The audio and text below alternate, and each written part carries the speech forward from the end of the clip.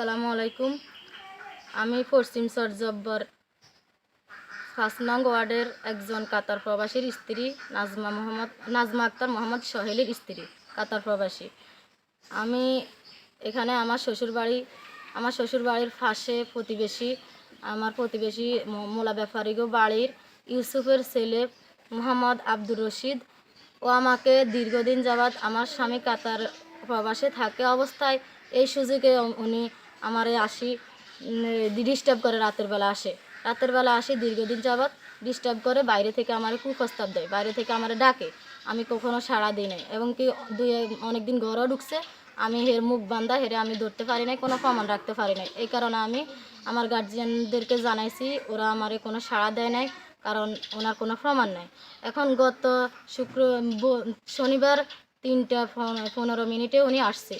আসার পরে রশিদ মিয়া আমার ঘরে প্রবেশ করছে। কিভাবে প্রবেশ করছে আমি জানি না, আমার দরজা খুলে প্রবেশ করছে।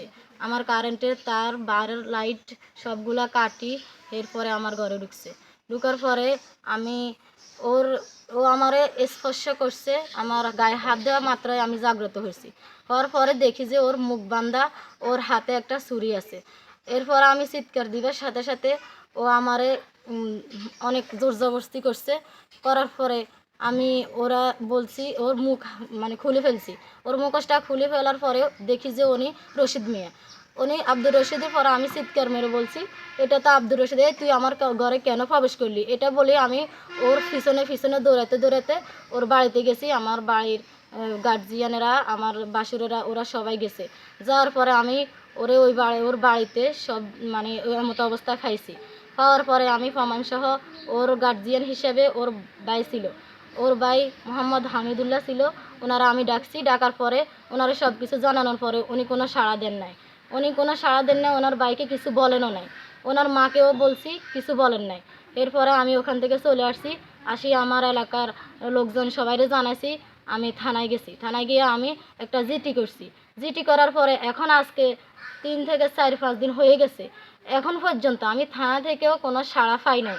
এবং কি আমি এলাকার যাদেরকে জানাইছি তারাও আমারে কোনো সাড়া দেন নাই। তাহলে আমি কি প্রবাসীর স্ত্রী হিসেবে কি আমার কি কোনো নিরাপত্তা নাই? আমার কি কোনো অধিকার নাই? আমি কি এখানে এমতো অবস্থায় পড়ে থাকবো? আমার কি কোনো বিচার নাই? আমি এটা নিয়ে উপযুক্ত বিচার চাই।